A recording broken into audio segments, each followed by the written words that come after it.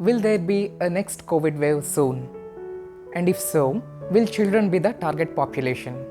I'm not going to answer these questions because these are all based on only speculation. What I'm going to tell you in this video is, if at all there will be a wave of COVID, and if children are really the target population, how should we sail through safely? I'm Dr. Sameer Nandan, specialist in family medicine. For those of you who do not know what family medicine is, it is one of the broadest specialties in the world. We typically study all the health needs in a family of all age groups, be it children or the middle age or the elderly. Before jumping into the topic, imagine the government has released a flood alert and you happen to stay at a place where waterlogging is very likely to happen. What is the best thing you should do? Is it to relocate from ground floor to the first floor, or maybe relocate to a different house, or even maybe relocate to a different city, or maybe to procure rations and life jackets and so on? I say to learn to swim is the most important precaution that you can take. That is what I'm going to explain in this video. We need to teach our children to swim safely across this COVID crisis. And the professional way to learn swimming is under 4 different headings: the vaccines they should take, the medical tests they need, food they should consume, and the habits they must inculcate.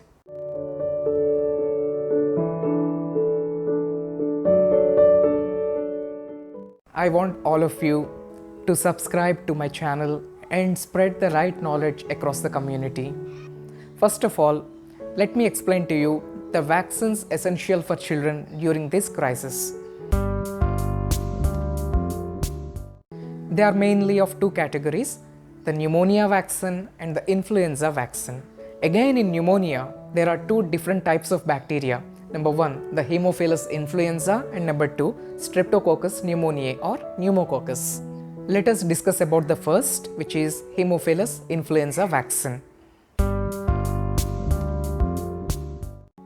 This vaccine is recommended for all children under 5 years of age. In our national immunization schedule, government automatically gives these vaccines for all kids at their age of 6 weeks, 10 weeks and 14 weeks.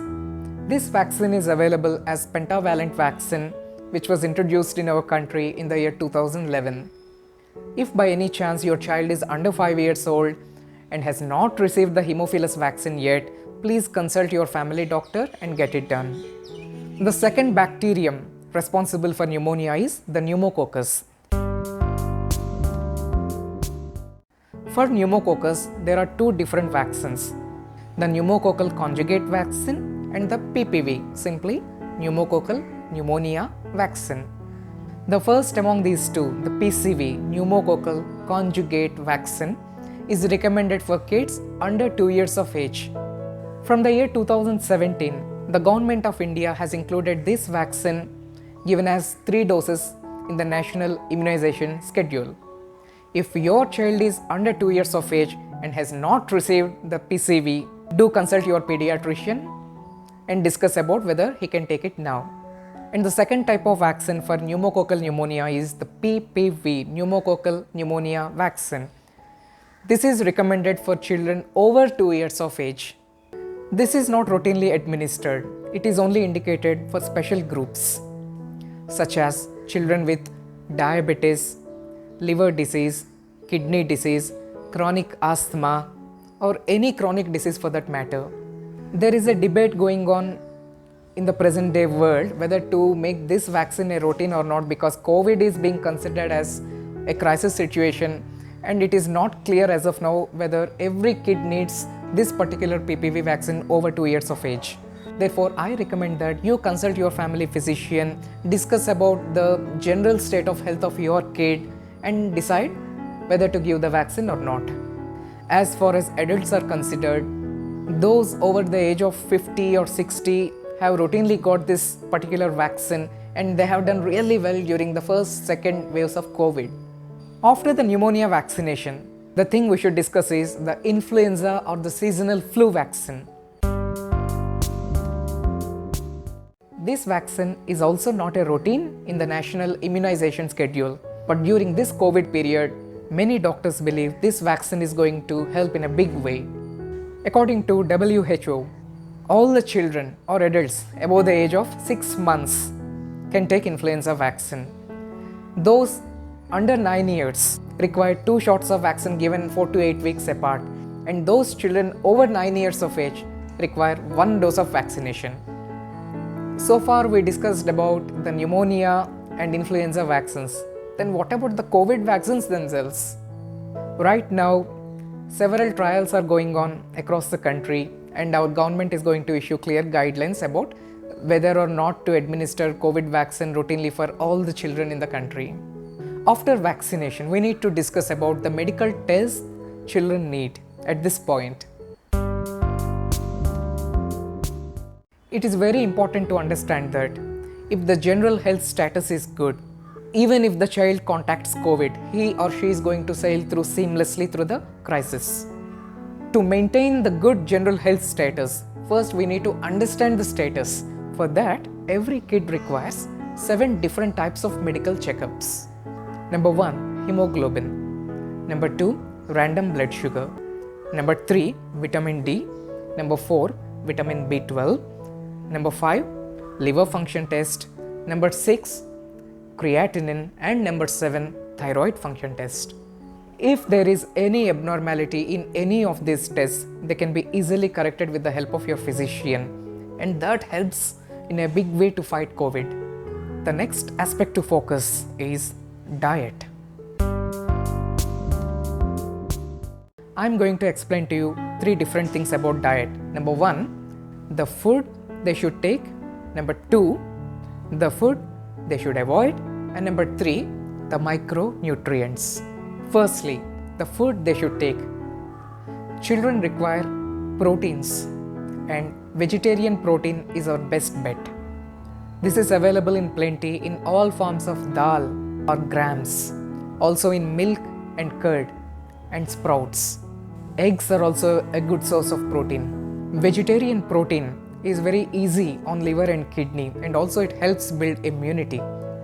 Though protein is available in plenty in non-vegetarian food, it is best to avoid non-vegetarian diet because it also brings down the immunity and also results in something called a chronic inflammatory state. This brings us to the next heading, which is the foods to avoid. Children must avoid or minimize the intake of number 1, non-vegetarian diet and the ready-made packed food. And the last thing about the food is that we should ensure a proper supply of vitamins and minerals. These are available in plenty in fruits, green leafy vegetables, nuts, milk and curd. Now that you know what a child needs typically as diet, let us move on to the next heading, the habits that the child must inculcate. Every child requires at least 30 minutes of aerobic exercise. It can be outdoor games such as running, jogging, cycling, skipping, cricket, badminton, or anything that the child may like. Make it a point to see that by the time the child finishes the game, he or she should be sweating profusely, or at least adequately. The term games definitely does not include the mobile and the computer games. The parent should try to reduce the time a child typically spends on mobile or computer. The next habit is sun exposure. Every child requires at least 30 minutes of proper sun exposure every single day. And finally, the lung exercises. Since COVID has got a lot to do with lungs and respiratory system, it is absolutely essential that the lungs are trained properly. The way to do it is through deep breathing, otherwise pranayama. There are different varieties of pranayama, be it simple rhythmic breathing or alternate breathing or kapalabhati. Every child must be taught the proper technique of pranayama, which should be practiced at least 5 to 10 minutes every day. With this simple exercise, the child develops such a great level of lung immunity and he or she can easily tide over the crisis. So, dear friends, to summarize, now you have known the different vaccines a child requires, the food that he or she should take, the medical tests that a child needs, and the exercise habit they require. Now I told you the way to swim, and make sure your child learns to swim. If we follow these simple precautions, we don't need to be afraid of COVID, be it third wave or 10th wave, doesn't matter. We are going to sail through seamlessly and safely. Thanks for watching. I'm going to meet you again soon with a different health topic. Namaste.